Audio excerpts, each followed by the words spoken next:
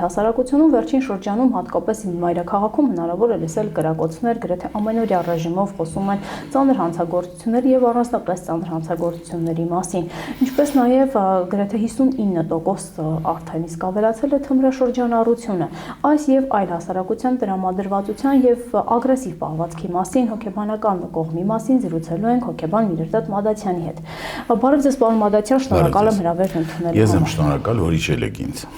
Պարոն Մադաթյան, ինչով է պայմանավորված այս չափ ագրեսիվ վերաբերմունքը հասարակությունում։ Ընդհանուր հոգեբանական տրամադրությունը 2018 թվականից հետո բավականին փոխվել է եւ փոխվել է դեպի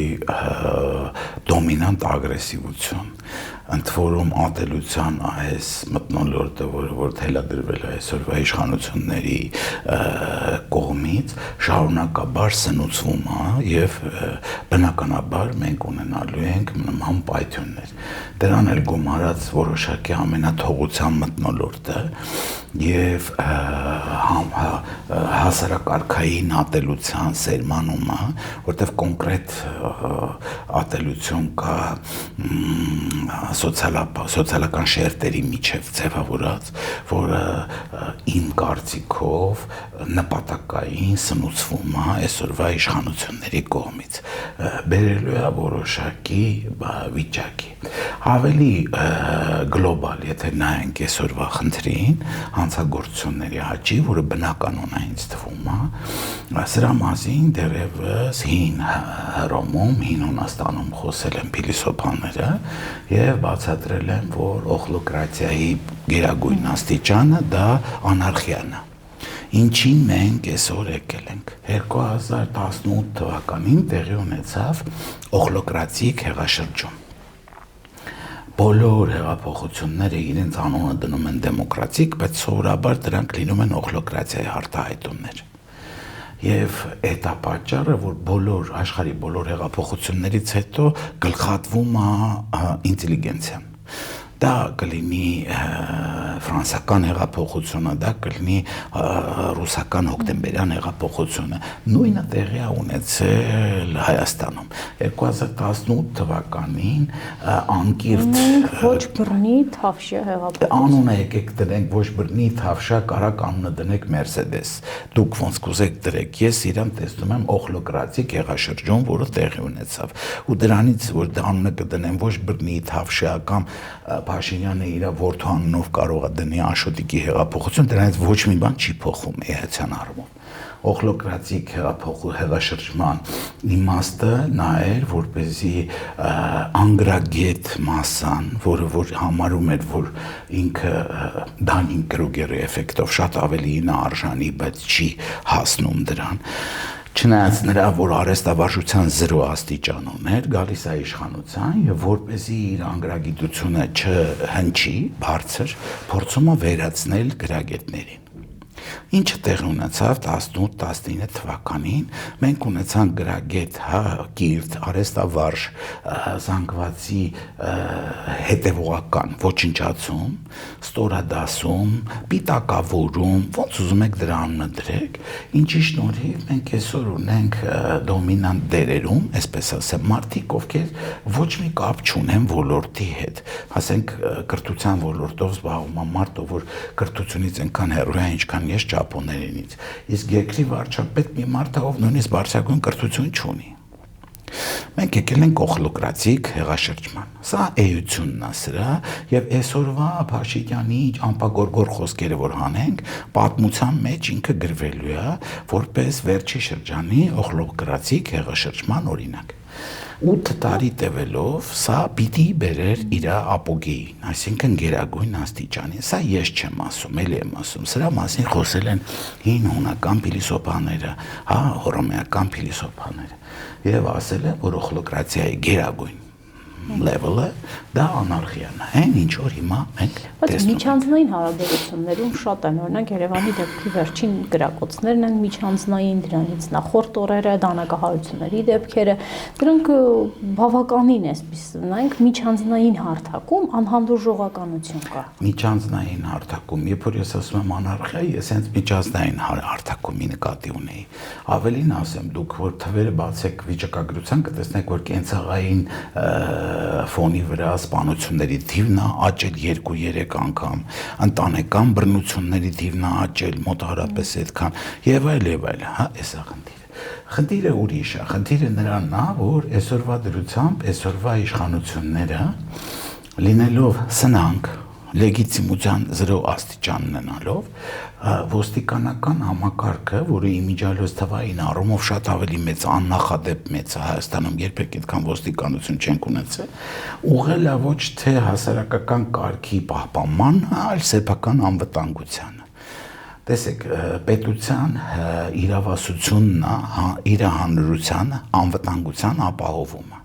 Այսօրվա դրությամբ օրը ցերեկով Գյումրիում ոստիկանության աչքի առաջ դանակահարության դեպքը խոսում է նրա մասին, որ այդ ոստիկանությունը իր դերում չի։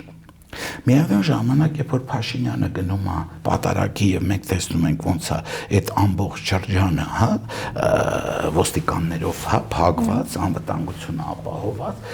մենք հասկանում ենք, որ ոստիկանական համակարգը փոխանակ զբաղվի իմ անվտանգությունով, զբաղվում է կոնկրետ մարդկանց անձի պաշտպանությամբ։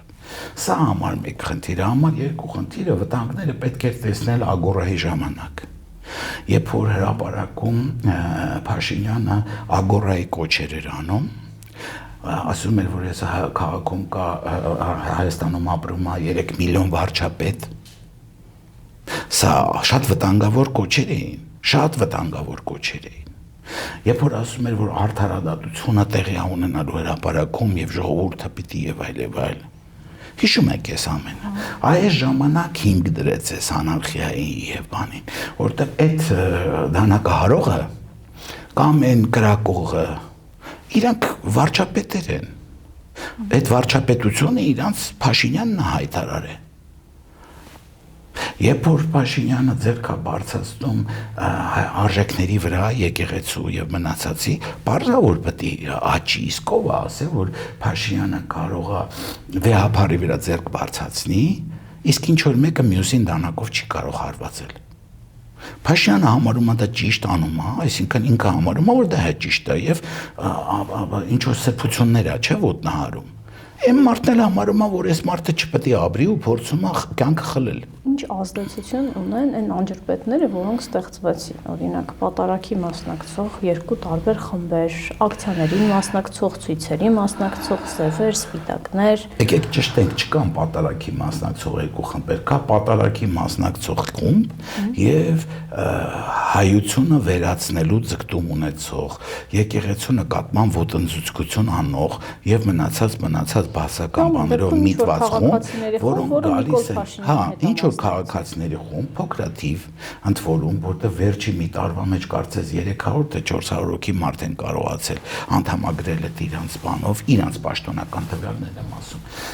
Փոքրաթիվ ինչ որ մի քանակ, ովքեր այսօր միտված են, այս անարխիան շատերին դուր է գալիս։ Այս անարխիան դուր չի գալիս մարդկանց, ովքեր սիրում են ապրել կանոնակարգված։ Դեռևս 18 թվականի հարցազրույցներից մեկի ժամանակ ես ասացի, որ շատերը դուրս էին եկել հեղաշրջում անելու, որ կարողանան Աբովյան փողոցում թարց քշեն։ Սա շատ կարևոր սկզբունք է, որ ուզում եմ ֆիքսեք դուք։ Մարդիկ օրինախախտությունը իրանց ամենաթողությունը անելու համար պատրաստ են կամայական քայլի։ Այդ որ մենք նայում էինք ոնց էին պրոսպեկտի վրա մանգալ դրելու խորոված անում, սրա վրա ոչ թե պետք էր ուրախանալ, այլ պետք էր խիստ տխրել, որտեղ դրա հաջորդ քայլը այս դանակահարություններն են։ Պարոն Մոդացյան, այն ինչ տեղի ունենում հատկապես եկեղեցու դեմ հասարակության էական զայրույթ է առաջացնում։ մի մասը գնում է եկեղեցին պաշտպանելու, որոշ մարդիկ նույնիսկ իր զայրույթն արտահայտում են գնալու Նիկոլ Փաշինյանի առանձնացված այդ պատարագին եւ անպայման, այսինքն այնտեղ բղավել, կաթողիկոսի անունը հնչեցնել, սա հասարակության առողջ շերտի վրա ինչպիսի ազդեցություն է թողնում։ Տեսեք, ես էլի չեմ ուզում, որպեսզի մենք մեր հայացքը նետենք ուղղակի այն ֆոկուսին, որ մեր առջև դրված է։ Եկեք եկեղեցու նկատմամբ ոտնձգությունները համատեղենք Պապ Թագավորի մեծարման հետ, որը Նիկոլ Փաշինյանը շարունակաբար տարիներ շարունակ անում է։ Մի ամբարո կերպարի, ամենայն դեպս Փավստոս Բյուզանդն է այդպես է նկարագրում, հա, ով կարծես թե ըստ Բյուզանդի նկարագրության ցերական կապի մեջ էր մտնում տարբեր սեռի եւ նույնիսկ կենդանիների հետ, այդպես է նկարագրել Բյուզանդը։ Եվ Փաշինյանը չի ամաչում ասելով, որ հունիսի 8-ի առավոտյան կշարունակվի այն պատմությունը, որը ընդհատվեց, հա, Պապ Թագավորի սպանության հետ։ Այս իր խոսքերն են, տեսեք, դուք ասում եք եկեղեցի, ես մի հատ էլ այդ օրինակն եմ բերում։ Եթե դուք ասում եք եկեղեցի, ես բերում եմ այն օրինակը, որ Մեսրոպ Մաշտոցը հանվել է պատմության դասագրքերից։ Դուք ասում եք միայն եկեղեցի, ես ասում եմ դեռևս 19 թվականից հայ գրականության դասագրքերը փոխվեցին եւ 7-ից 13 տարեկան երեխաների համար մտցվեցին այնպիսի ստեղծագործություններ, անունը տենց տնենք, բայց դա ստեղծագործություն չի, որոնք իմ համար այլասերվածության քարոզ են նշանակում։ Այն ժամանակ եմ ես դեռ դրանց դեմ փորձել պայքարել, բայց դա օգտավետություն չի ունեցել։ Հայոց պատմությունը, որը գրել է Փավստոս Բյուզանդը, Մովսես Խորենացին, ու մենք այդպես շարունակել ենք, չէ, այդպես անվանվի հայոց պատմություն, հանվեց որպես կիրառական բառակապակցություն, մտավ Հայաստանի պատմություն, հասկացաք, չէ, այս սրա մասին էր պետք մտածել։ Հիմա տեղի է ունենում եկեղեցու ոտնձգությունը։ Գիտեք, ես այսպիսի բան պետք է ասեմ։ Փաշինյանը 18 թվականից ի վեր իր գիծը չի թաքցրել եւ չի փոխել։ Ոչ Կուբայից տրանսվեստիտների ներմուծմամբ, ոչ էլ հիմա եկեղեցու դեմ ոտնձգություն անելով։ Նա նույն գիծն է պահում, ոչ Լանզարոտի կոնվենցիայի ընդունմամբ, որի կարիքը Հայաստանը չուներ, կամ Ստամբուլյան կոնվենցիայի, ոչ էլ հետագայում, ասենք, հայ-թուրքական հարաբերությունների լավացմամբ սահմանները բացելով Պարսկաստանի հետ հարաբերությունները խզելու գնով։ Այս մարդը մի բանում իրան մեղադրել չի կարելի, որ նա չի ստում, նա ասում է, որ եկել եմ վերացնեմ այս երկիրը։ Սա խնդիրը նա է, որ ասում է եկեղեցին բարենարքում եմ, խաղաղություն եմ բերում։ Ինչի մասին խոսել է Փաշինյանը որպես բերել, դա հանձնել է։ Արցախը հանձնել է։ Քրեական ենթամշակույթի վերացումը տեսնում ենք ինչի է վերածվել։ Չէ, դա էլ էր իր սլոգաններից մեկը, չէ, քրեական ենթամշակույթի վերացում։ Այդ դրա արդյունքում Գյումրիում օրը ցերեկով կանգառում դանակահարում են մարդ, չգիտեմ, Աչափնյակում գնդակահարում են։ Այնտեղ ես ինչա տեղ ունեմ, վերջի 3-4 օրվա լրահոսը միայն որ նայում ես, սպանությունների քանակը այնպեսին է, որ եթե մի տարի էլ ցենց շարունակվի, վերջի հայը կմնանք ես ու դու։ Նախարարն էսպիսի, այսինքն ամփոփիչ ասուլիսի ժամանակ ասում էր, դուք ասում եք գրեթե ամենօրյա սպանություններ կան, բայց սպանությունների թիվը ընդհանրապես 50-ով է ավելացել։ Տեսեք, 365 չի։ Հիմա շատ նեղվում եմ, որ դուք նախարար բառն եք կիրառում, որտեղ ես նախարարներ եմ ճանաչել։ Այսօրվա իշխանության աթոռներին նստած մարդկանց մեծ մասը կոմպետենտ չի։ Դրա համար ինչ են ասում իրանք, դա երկրորդային խնդիր է։ Այդ նույն մարդկանց SMS-ով հանում են աշխատանքից, SMS-ով աշխատանքի են դնում, հասկացաք, այս մարդիկ կոմպետենտ չեն։ Գևորգ Պապոյանն էլ կանգնում է տոմատի բանկեկի կողքը ու ուրախանում է, որ մի արկղ տոմատ արտահանելու են Ամերիկա, սա նախարարի գործառույթ, հա։ Գևորգ Պապոյանը տոմատ գովազդող մի հատ տղա է, էլի։ Իսկ այդպես գովազդողներ շատ կան։ Ես համենայն դեպս չեմ համարում, որ իմ ստատուսին դա համապատասխան է։ Նույն Գևորգ Պապոյանը լինելով էկոնոմիկայի նախարար, ասուլիսին մի հետաքրքիր միտք հնչեցրեց, որը հոգեբանական մեծ ազդեցություն պիտի ունենա հասարակության վրա, ասաց, եթե մեզ չընտրեք,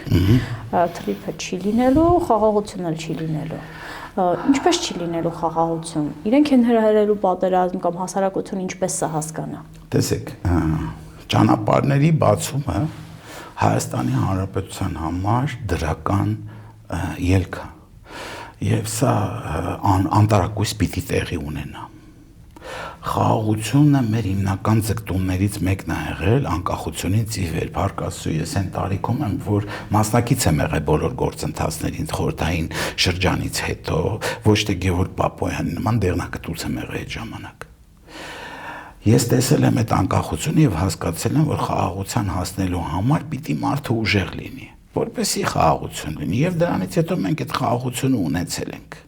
Խաղաղություն, որի ժամանակ տարբեր բանակցություններ են վարվել եւ այլ եւ այլ։ Սա եղել է առաջի ազատամարտից հետո, երբ որ մեր դիրքերը ամուր էր։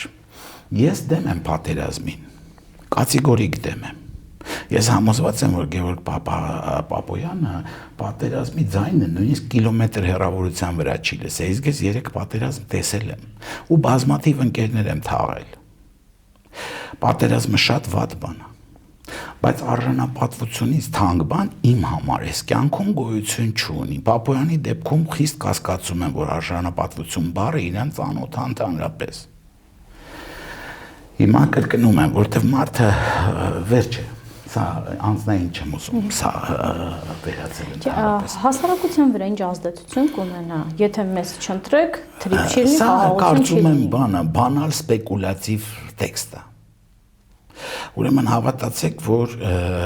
ես էլ փորձեմ այդ նույն սպեկուլատիվ տեքստը մի փոքր փոխել։ Օրինաչափորեն, այն ինչ որ տեսել ենք արդեն, ժողովուրդ ջան, եթե իրանց ընտրեք, մենք տարածքներ ենք կորցնելու, որտեղ արդեն կորցրել ենք ու տեսել եք, որ դա այդպես է։ Այդ տրիփը չի եղել, չգիտենք կլինի թե չի լինի իրանց հետ, բայց տարածքը արդեն կորցրել ենք, չէ։ Խաղաղություն չի եղել։ Ու Փաշինյանի իշխանության օրոք ամենաշատ զոհերն ենք ունեցել։ Ամենաշատ զոհերն ենք ունեցել։ 40 օրում զոհվել ավելի շատ մարդ, ինչքան չի զոհվել առաջի ազատամարտի ժամանակ, տարիների ընթացքում։ Խտության առումով ամենաշատ զոհերն ենք ունեցել։ Բայց հիմա պաշտպանության նախարարը հայտարարում է, որ ամենախաղաղ ժամանակներն են ապրում։ Եթե մենք պարտված ենք, ինչ իմաստ ունի մեզ սպանել։ Դուք հասկանում եք, նույնիսկ 5 գլադիատորների ժամանակ, երբ որ մեկը ընկնում էր, դահլիճը հնարավորություն է տալիս իր կյանքը փրկելու։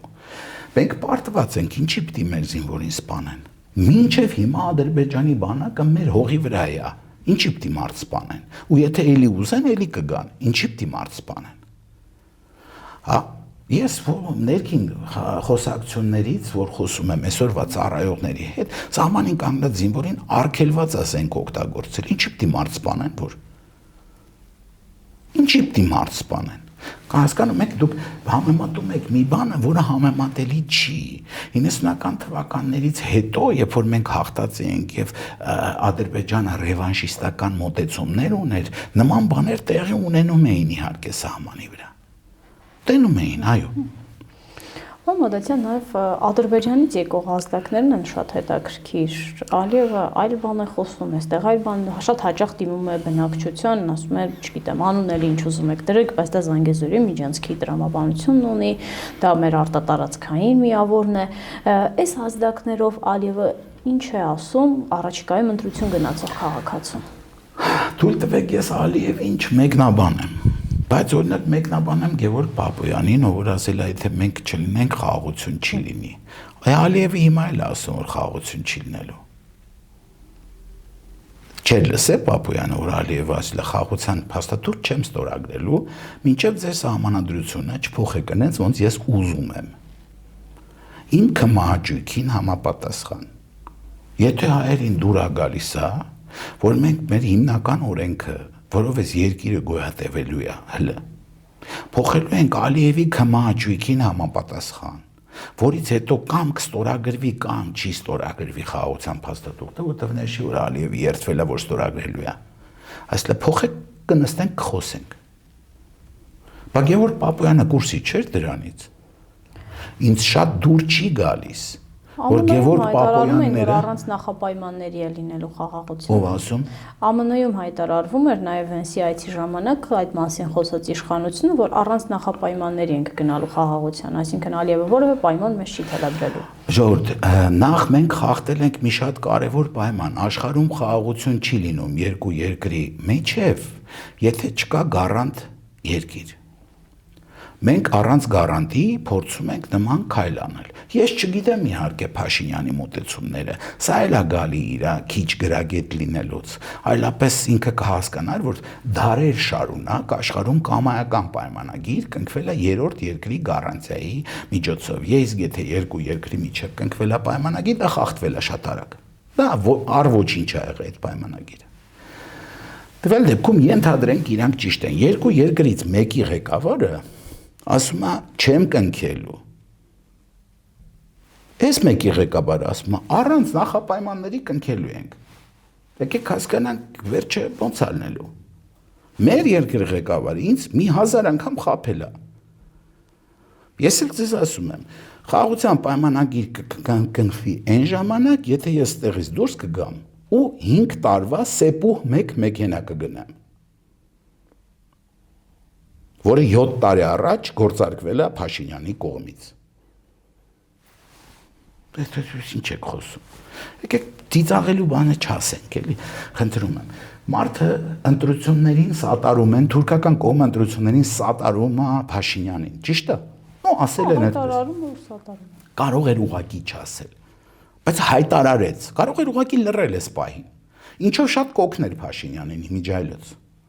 որ լռեր, ձեն չհաներ։ Բայց տեսեք, որ հայտարարեց այս մարդը, ասեց սուտ է ասում Փաշինյանը, չեմ կնքելու, մինչև սահմանադրությունը չփոխի։ Փաշինյանն էլ ակտիվ դրած սահմանադրություն։ Օրինակ 4 գերի հետ վերադարձավ Հայաստան։ Քանիսից։ 26-ից։ Իսկ ինչ տվեցինք մենք մինչև այդ գերիների վերադարձը։ Քանի գերի վերադարձը, որոնք ասում էին, որ Նիկոլ Փաշինյանը հստակ հայտարարեց, որ դա մեկը մյուսի հետ կապ չունեցող գործընթաց է։ Որը որի հետ կապ չունեցող։ Երկու սիրիացիներին իրենք տվեցին, 4 հայկերի Ադրբեջանից վերադարձավ եւ Ինչ վերադարձավ, երբ որ մենք մինապատ դաշտերի քարտեզները հանձնեցինք, ոչ մի բան։ Չէ, ամեն քարտեզը տրամադրելուց 15 գերի։ Բոլոր քարտեզների ժամանակ 15 գերի։ Դատվեցին Արցախի ղեկավարությունը այնտեղ։ Դատվեց Փաշինյանին հավատարիմ մի անձնավորություն,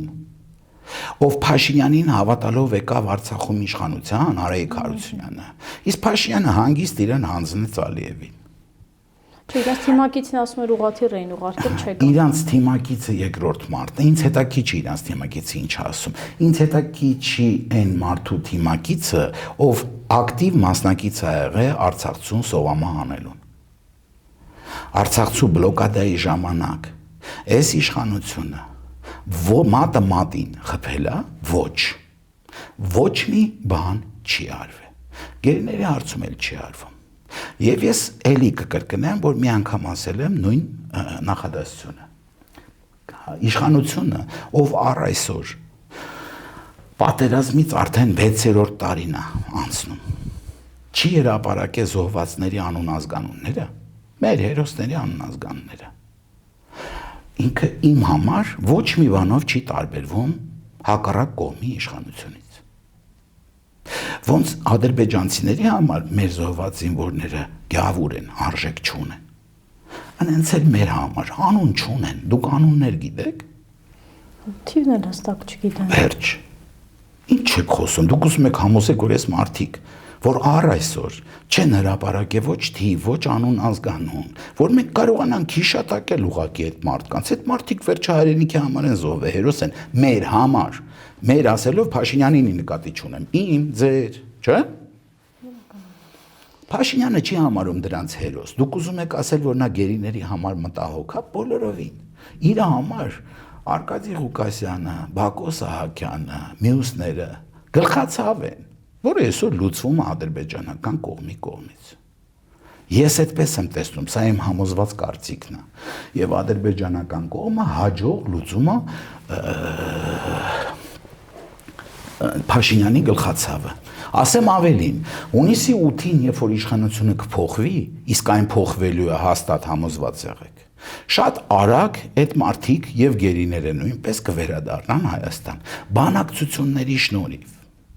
Ուղղակի բանակցողը պետք է լինի արժանապատիվ, ոչ թե գծնող։ Դուք տեսել եք պոզաները Փաշինյանի, երբ որ ինքը հանդիպում է ադրբեջանական կողմի հետ որևէ մի միջավայրում, դա կլինի Վաշինգտոնում, դա կլինի այլ սիմպոզիումի ժամանակ։ Այդ կորացած այդ սենց գերի հետ չեմ բերում։ Հասկանում եք, ես կարծում եմ մեր պապերը միշտ ասել են, որ մարդը պետք է մեջքը ուղիղ ապրի։ Մեր կառավարության ղեկավարը մեջքը ուղիղ պահել չգիտի։ Ինքը երբեք ուղիղ մեջքով չի լինում։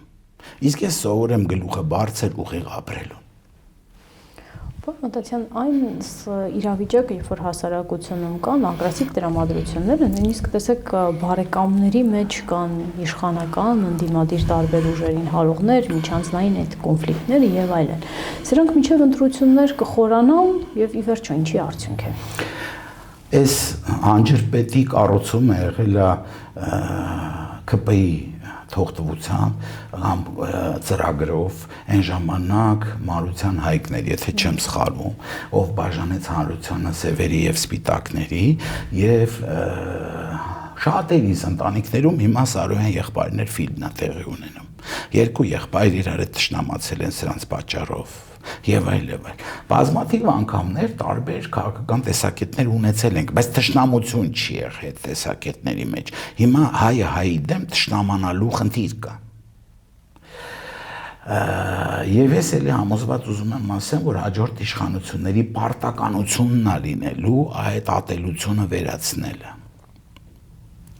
Ես կարծում եմ, որ հաջորդ իշխանությունները, այսինքն այս տարվա կեսերից մենք կտեսնենք այդ ընթացքը, որովհետև ատելությամբ ազգը չի մնա։ Եվ նույնիսկ այսօր ընդդիմությունը, եթե ատի դիմացի կողմին, դա սխալ է, չպետք է լինի այդ ատելությունը, դա սխալ բան է։ Ինչով ենք մենք տարբերվելու իրանցից, եթե շարունակենք ատել։ Չպետք է ատենք։ Մենք պիտի հասկանանք, որ սա միգուցե մեր սխալն էր, որ այն ժամանակ ոչ մի հոգեբանի չհարցրեցինք, այս մարդը հանդիմություն ժամանակ Հայաստանի բյուջեն նույնականացնում է Լափամանի հետ։ Միակ մարդն է այս աշխարհում, երևի, որ պետության բյուջեն նույնականացնում է Լափամանի հետ։ Իր խոսքում կամայական երրորդ կուրսի հոգեբան այլազգի կասեր այդ մարդու մոտիկ մի թողեք բյուջեին։ Իրա նման ոչ ոք չի կարողանալու թալանի։ Ինքը թալանելու է բոլորից լավ, դա իր խոսքերն են հուշում։ Բայց ինքը թալանը ետ բերելու խոստումով էր։ Ես հենց սրա մասին էլ խոսում եմ։ Մարդը, ով բյուջեն Հայաստանի Հանրապետության նույնականացնում է Լափամանի հետ, չի կարող մարդով անընդհատ խոսում է թալանից, հիմա եկեք հետևյալը խոսենք։ Մենք արդեն որոշ ժամանակ զրուցում ենք։ Ես ոչ մի տնտեսական բողոք չեմ արտահայտել, շատ կան բողոքներ։ Ես կարող եմ այսօր խոսել նորալից ասֆալտի մասին, որը բոլորս տեսնում ենք ինչա տեղի ունենում, չէ՞, ձնհալի հետ հալեց ու գնաց սաղ ասֆալտը։ Դրա հետ էլ միլիոնավոր դոլարների ծախսեր։ Մեր բյուջեից, իմ վճարած գումարներից։ Ես իմ բողոքը ստեղ չէր։ Ես ասեցի մեր զոհվածների անուն ազգանունները, ինչի չեք մեզ տեղեկացնում։ Ինչի ծնողը իր երեխու անունը ազգանունը չպետք է տեսնի հերոսների ցանկում։ Ինչի երաբլուրում պիտի այն անհետ կորածների անուն ազգանունները գրված չլինի։ Անցել է 6 տարի, հասկանում եք ինչ իմաստ եմ ես խոսում։ Մոտ 2000 օր։ Ու դուք չեք կարողանում նույնականացնել սա։ Նույն կերպ, եթե հիշում եք, դիակները չէին հանձնում եւ Աբովյանում կթան այդ հայտնի այդ զարուրելի այդ պարկերի մեջ եւ այլ։ Հիմա նույն ձևի ես հասկանանք միտումը ինչումն է։ Մենք ոչ չենք ասում վատն եք, լավն եք, սխալ եք անում, ճիշտ եք անում։ Մենք ասում ենք եղբայր եղել է քարաշոր, այո եղել է։ Զոհեր ունեցել ենք, այո ունեցել ենք 3800, օքեյ, այդ 3800 քանի հոգին, որ ասում եք, անուն առանուն կարանք իմանանք։ Դժվար բան ենք ասում, բայց չի ասվում։ Ընդդիմությունը դրա պատճառը ունի, կարծես քննիչ հանձնաժողովում երևի թե կար, ասում էին քանակը շատ ավելի շատ է մոտելի, հասնում է նախապես հրապարակված են 5000-ին, դրա համար Ենթադրենք ես հավ եմ, այդ ձևի բան չեմ ասում։ Եղբայր խիչ է կան ազգանները ասում։ Հասկանում եք։ Այս է ամբողջ խնդիրը։ Մինչև հիմա տրիվիալ բան ենք չէ ուզում կարծես, դա հասարակ պարզ բոլոր երկրներում կիրառվող։ Ինչի դա չի արվում։ Մենք ոչ գիտենք զոհերի քանակ, ոչ գերիների քանակ, 10 հոգի, իսկ գիտեք ինչքան է մնացել։ 19 է։ Ո՞վ է ասում։ Պաշտոնական տվյալներ։ Չէ, ոնց հավատամ։ Անդել ասում են 3800 անուն ազգանուն չկա, այս 19 անուն ազգանունը գիտեք։ Բայց 19-ից բացի էլի մարդիկ կան, որոնք համարում են իրաց երեխան գերի է։ Բա դրանց ոնց համարենք։ Դրանք այլ կարգավիճակ ունեն, պարոն Մադաթյան, անհետ կորածներ։ Իսկ ես որ կարգավիճակում եմ, էշի, հասկացաք, չի կարելի չէ այդպես։ Իսկ ես համարում եմ, որ եթե այդպես կարգավիճակներով նայում ենք, ապա կառավարությունը ժողովրդին դնում է ավանակի կարգավիճակի մեջ, որտեղ ուրիշ կերպ ես չեմ կարողանում հիմնավորում տամ այս ամեն ինչին։ Ընդդիմության մեջ կոնսենսուս տեսնում եք այդ միավորման երբ մեջ բերեմ երկրորդ նախագահն իր ասուլիսում մի հետաքրքիր միտք ասաց ընդդիմանության մեջ ընդհանուր կոնսենսուս կա հատկորեն ինչու որ վերաբերվում է եկեղեցուն այդ այնց ընդհանրություններ տեսնում եք տեսեք այսօր հստակ կոնսենսուս կա բացի ԿՊ-ական ուժերից մնացած բոլոր ուժերի մեջ իհարկե կան բազմաթիվ տարաձայնություններ կապված երկրի զարգացման, տնտեսական եւ այլ ուղղությունների հետ, դե խնդիր չկա։ Բայց մի քանի պարագայում կա միասնական մոտեցումներ։ Առաջինը դա եկեղեցին է։ Երկրորդը դա այս իշխանությունների հեռացումն է։ Ու ես համոզված եմ, որ դուք մինչև ընտրությունները շատ շուտով կտեսնեք, որ փոքր եւ մեծ կուսակցությունները, հասարակական կազմակերպությունները եւ մնացած բոլոր բաները նման կարծիք կարտահայտեն։ Չի եղել նման ընտրություն, որ մեկը դուր կհասի, ես պատրաստ եմ բոլորի հետ համագործակցեմ, ով սկզբից կհայտարարի, որ ԿՊ-ի հետ չի գնալու։ Այս ընտրությունները այդ կոնցեպտով է աշխատում։ Եվ երկրորդ նախագահի վաղուց ասված բանաձևը կոնսենսուս -1 այ հիմա ինքը աշխատում է այ կա կոնսենսուս -1 այսինքն մեկի դեմ կոնսենսուսը կա ընդ որում տարբեր պատճառներով եթե ասենք ես հայտարարում եմ որ զոհեր եւ այլ կլինի մեկը ով կհայտարարի որ գողություններ ու թալան է տեղի ունեցել երրորդը որ մի անձից գնումներ է տեղի ունենում այսօր ու դա գաղտնիք չի Եվ այլ, 1000 մի միլիոն պատճառ կա։ Չորրորդը ով արցախցիների շահերը կմասին կխոսի, ես էլ կխոսեմ, հասկացար, ովքեր այսօր Հայաստանում գտնվում են ստորադասված վիճակներում։ Հոգեբանական իրավիճակ կդրսևորեն իրենց արցախցիներն ընտրություններում, ինչպես եք տեսնում։ Ես կարծում եմ, որ արցախցիները բավականաչափ ընկճվելու պատճառներ ունեն։ Պատկերացրեք, որ ձեր տնից, հայրենիքից, ծննդավայրից, գերեզմաններից կտրեն եւ այլ։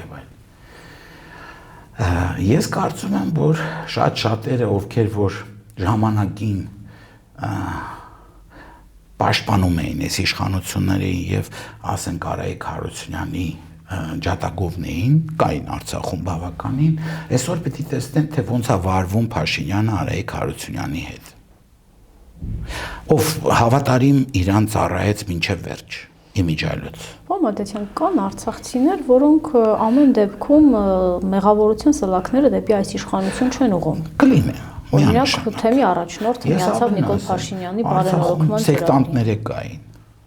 Հասկացա, կան իհարկե, բոլոր հարանության մեջ կան դեստրուկտիվ էլեմենտներ։ Հիմա կանով չի կարելի արցախցիներին ընդհանրացնել։ Ես արցախցիներին մի քիչ ուրիշ ձևի եմ ճանաչում։ Արցախցու հիմնական բնավորության գիծը պատվախնդրությունն է։ Իմ կարծիքով պատվախնդիր մարդը չի կարող Փաշինյանին հավանել։ Որտեվ Փաշինյանը կակրած խոսում է պատվաստորադասման մասին։ Այս արդեն 8 տարի է, երբեք պատվախնդրության մասին չի եղել խոսալ, ու ինքն էլ չի եղել պատվախնդիր։ Եկեք ազնիվ լինենք, էլի չի եղել, այդ մարդը ոչ մի անգամ պատվախնդրության մասին չի խոսել։ Նաաբարոտ, ինքը պատերազմի սկզբից ըստ ինչ է լինի, մենք մեզ պարտված չճանաչենք, չենք ճանաչի։ Այստեղ որտեղ եք դուք պատվախնդրություն ես նախադասության մեջ տեսնում, բացի ստորադասումից, սողալուց։ Իսկ Արցախի թեմի առաջնորդը միացավ եկեղեցու Նիկոլ Փաշինյանի հայտարարած բարենորոգման ծրագրին, որոշ արցախցիների վրա էական ազդեցություն չի ունենա։ Չեմ կարծում։ Նախ եկեք վաղ դատողություններ չանենք, որտեղ ինչպես տեսնում ենք միացողներից կան նաև որ հետ են դառնում։ Դե սա այն կայուն process-ը չի, որ միացավ։ Երկրորդը մտավախություններ կան, որ շանտաժի եւ քրեական գործերի սպառնալիքի տակ շատ մարդ միգուցե իր խղճին ընդառաջա գնաց։ Սա հետո կպարզվի։ Ես ձեզ համոզված ասեմ, որ այս տարի աշնանը շատ եք զարմանալու լիքը քրեական գործերի վրա, որոնք որ տեղի են ունենալու։ Զարմանալու եք կոռուպցիայի էլեմենտների վրա, որը եղել է։ Զարմանալու եք թաքնված պայմանավորվածությունների վրա, որը որ համոզված են որ դուրս է գալու։ Միանշանակ, դրա համար ասի աշնանը, էլի։ Վստահ եք որ կփոխվի։ Անկասկած։ Հունիսի 8-ից մեր արժանապատվությունը վերականգնելու շրջանն է գալու։ Հայի։ Պարոն Մադաթյան, բոլոր քաղաքական ուժերը տարբեր, այսինքն քարոզչություն իրականացնեն, փորձեն հոգեբանորեն այս կամ այն կերպ ազդել ընտրության գնացող քաղաքացու վրա։ Ինչ խորհուրդ կտաք նրանց։ Խորհուրդ կտամ գնալ ընտրության։ Խորհուրդ կտամ հասկանամ, որ այն բանաձևը, որ մինչև այսօր այս իշխանության կողմից թելադրվել է, ինքը չի աշխատում։ Ինչ ուզում կարեք մեկը անելու անես ոնց որ որոշել են, չէ՞ տենց չի։ Իրականում քաղաքացին ինքն է որոշող իր հաճակատագիրը։ Խորհուրդ կտամ գնալ ընտրությունների եւ խորհուրդ կտամ ընտրել խղճով։ Սա շատ կարևոր է։ Ու եթե այդ խիղճը թելադրելու է, որ ընտրեն Փաշինյանին, ապա ընտրեք Փաշինյանին, բայց գնացեք ընտրությունների։ Ես ուզում եմ, որպեսզի աննախադեպ այց լինի ընտրատարածք, որովհետև սա շատ կարևոր է։ Այսօրվա օրասական պահին ժողովուրդը պիտի ցույց տա, որ ինքը հետաքրքրված է այսօրվա իրավիճակով եւ այս ընտրությունները անձերի մասին չեն։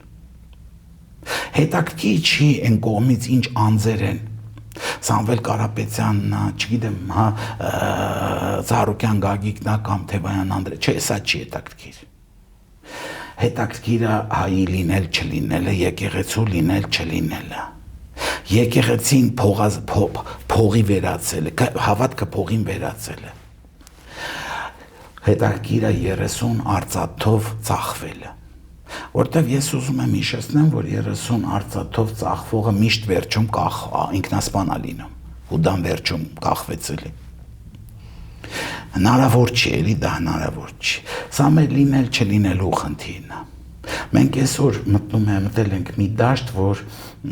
սփյուռքը օտարվել է մեզնից, բայց այդ սփյուռքում մեր եղբայրներն ու քույրերն են, ովքեր իմիջայլոց տասնյակ տարիներ շարունակ մեզ նեցուկ են եղել։ Շատ դժվար պահերի, բայց այսօր իրանք չպետք է խառնվեն ոչ մի գործընթացի մեջ։ Արդյոք սա արդար է։ Հա, չէ իհարկե։ Դառնում է այնպես, որ 3 միլիոն հայ ապրում են Ռուսաստանում, եւ մենք այսօր ակտիվ փչացնում ենք մեր հարաբերությունները Ռուսաստանի հետ։ Առաջի դեմքով, երկրորդ դեմքով Ռուսաստանից տեքստեր ենք ասում ագրեսիվ։ Սա արդյոք օգտավետ է մեր բարեկամներին, ովքեր, չգիտեմ, Իրկուտսկում խանութ ունեն ու աշխատում են։ Ռուսները իրանց լավ են վերաբերվելու սրանից հետո, երբ որ իմանան, որ իրանք հայ են։ Սա ուզում եմ հասկանամ, որ Հայաստանի Հանրապետությունը տասնյակ տարիներ իր անկախացումից հետո պարտավոր է եղել, պարտավորվածություն է զգացել Սփյուռքի մասին։ Ինքը զգացել է այդ պարտավորվածությունը եւ կամայական հարաբերություններ կառուցելուց կամայական երկրի հետ ինքը հասկացել է, որ դրա կոնտեքստում տակը կա Սփյուռքի շահը նույնպես։ Եվ Սփյուռքի շահից օգտվելը նույնպես, իհարկե, սա էլ ենք մենք ունեցել։ Միասնություն կար Հայաստան-Արցախ։ Վերջ, այս ամբողջ։ Արցախը չկա։ Երկրորդ նախագահի օրով այդ երիտասարդական սպարտակիադաները, որ կազմակերպվեցին Հայաստանում, կհիշեք օլիմպիական համահայկական խաղերը, երբ որ փորձի փոխանակությունով երիտասարդ սփյուռքահայերը գալիս էին ստեղ, որոշները մնում էին իմիջայլոց ապրելու, Արցախում ստեղ շատ կային, որ մնացին։ Արուտուն ծրագիրը մեր դարձել։ Այս է խնդիրը։ Հիմա մենք դրել ենք, անջատել ենք։ Սփյուռքը մեզնից նեղացած է։ Ու արդարացի նեղացած է, որտեղ մենք մեր գործընթացներում իրան հաշվի չենք առնում ոչ մի կերպ։ Մենք չենք համարում, որ ինքը կա։ Երբ որ մենք դրած Ռուսաստանին փորձում ենք ինչ-որ ձևի sense բան անել, մենք չենք հասկանում, որ այնտեղ 3 միլիոն հայ է ապրում։ Երեխեք են դպրոց գնում, մարդիկ են իրենց գումարը վաստակում, մարդիկ ստեղից խոպան են գնում այնտեղ։ Քաղաքացիություններ են ստանում, դեսպանատուն են գնում։ Չէ, սա ընթացք ունենք, չէ՞ մենք։ Այ խոսքը սրա մասին է։ Մենք կորցնում ենք մեր բոլոր այն առավելությունները, որ ունեինք։ Իսկ Սփյուռքը դա մեր առավելությունն է այդ շատ ազգերի դեմ։ Դա մեր դեսպաններն էին տարբեր երկրներում։ Եկեք հիշենք, որ ֆրանսիական Սփյուռքը մեզ Ֆրանսիայում բերեց բավականին, որտեղ այնտեղ լոբի ունենք բավականին լավ։ Ամերիկայում հայկական լոբին աշխատեց, բազմաթիվ անգամներում մեզ օգնել է շատ հարցերում։ Ռուսաստանի մասին չեմ խոսում, հենց Սամվել Կարապետյանի դեմքով 1000 անգամ մեզ օգնել է։ Ինչի ենք մենք հիմա երես թեքես ամենից։ Ինչի ենք որոշե թքել այն աղբյուրը, որից ջուր ենք խմել։ Այս ամբողջ խնդիրը հասկանում եք, ստրատեգիան սա է, եզրափակվեք։ Գիտեք, մարդը երբ որ տանն է մնում ու ոչ մեկի հետ չի շփվում, ինքը ոչ մեկի պետք չի, ինքը պիտանի չի։ Ինքը տենց էլ սենց մնալու է կորի։ Մարդը կոմունիկացիոն արարած է, ինքը պետք է շփվի, դուրս գա, հա, եւ այլ։ Նույնը պետությունն է։ Մենք ունենք այդ հնարավորությունը, ունենք եւ ունենալու ենք այդ հնարավորությունը։ Հասկացա՞ք։ Մենք ունենք Սփյուռքի նախարարություն։ Դա ստեղծված էր հատուկ այդ կապերը պահելու համար։ Իմ համար շատ ցավոտ է այսօր մեր Սփյուռքի հայրենակիցների, հա, այս խաղից դուրս մնալը։ Իրանք մնացել են անազգ։ Իրանք չեն հասկանում ինչ ազգի են պատկանում, որտեղ հայերը ըստ այսօրվա տրված բանի, սրանք այս 28 հասկացանք, չէ՞։ Ու վերջ, բա իրանք ինչ են անում։ Իսկ Ռուսաստանի հայերը вообще դավաճան են դառնում։ Չէ՞, ավտոմատ այս թեզերի տակ է դա դուրս գալի։ Հա բայց էլի եմ ասում, 3 միլիոն ինչքան ստեղ են ապրում, այդքան Ռուսաստանում են ապրում մարդիկ։ Ու շատ արդար, լավ պայմաններում գումար են վաստակում, այդ գումարը բերում են Հայաստան, իրենց բարեկամներին են պահում ստե։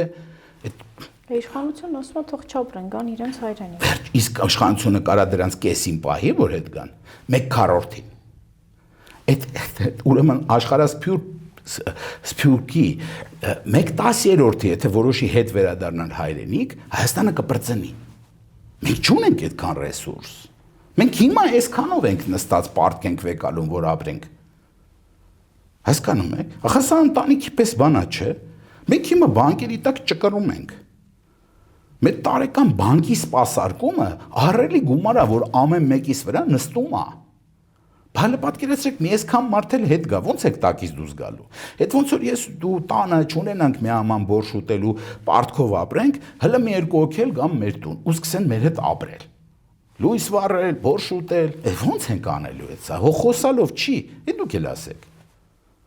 Խոսալով չի, չէ՞ սա ամենը։ Վերջապես մենք պետք է մի փոքր մտածելու ունակություն ունենանք։ Խոսալով չէ, խոսացեք։ Դառնանք Օստապ Բենդերը ու Նյու Վասյուկին ենք սարքեստե։ Այտենց չի լինում։ Ես կարծում եմ, որ մի փոքր մտածելու ժամանակն է, մի փոքր հասկանալու ժամանակն է, մի փոքր մոռանալու ժամանակն է։ Այո, ես ատելությանը դեմ եմ եղել, դեմ եմ եւ դեմ եմ լինելու միշտ։ Այսօր էլ չունեմ ատելություն եւ հակված եմ մտածելու, որ այսօրվա իշխանությունը իր ապիկարության շնորհիվ է բերել հասցրել այս վիճակին։ Ապիկարության, չկարողանալու, անկրթության միգուցե։ Սա ուրիշ խնդիր է։ Հակված չեմ ատել որպես դավաճան։ Բայց եկեք հասկանանք, որ այս ընտրությունները դրա մասին է լինելու։ Հայ մնալ չմնալու մասին է լինելու, հայերեն խոսել չխոսելու մասին է լինելու, նրա մասին է լինելու, որ մարտի 1-ին մեզ կներկայացվի Ալիևի սահմանադրությունը, գրված Հայաստանի համար։ Ես այդպես եմ դա համարում, որտեղ Ալիևի պատվերով է դա դրված։ Ալիևն է պատվիրել այդ սահմանադրությունը, որոշ մարդիկ Հայաստանում նստել դա գրել են։ Կարար չէ պատվիրել Ֆրանսիայում գրեին, բերեին տային մեզ։ Մեզ է պատվիրը, մենք են գրել, արդեն պիտի ուրախանանք, բայց մեզ ներկայացվելու է այդ սահմանադրությունը։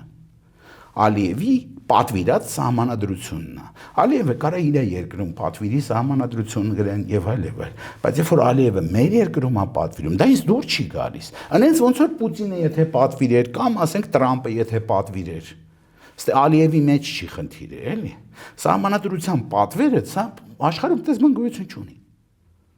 Էսի չեք խոսում։ Հիմա սա, հիմա եթե դուք ուզում եք, հայ, եթե դու ուզում ես Ալիևի պատվիրած սահմանադրությունով ապրել հաջորդ կյանքը, որտեղ սահմանադրությունը խաղալիք չի ամեն րոպե փոխելու։ Փոխեցիր, գնալու է սերունդների վրա պրոյեկտվելու դա։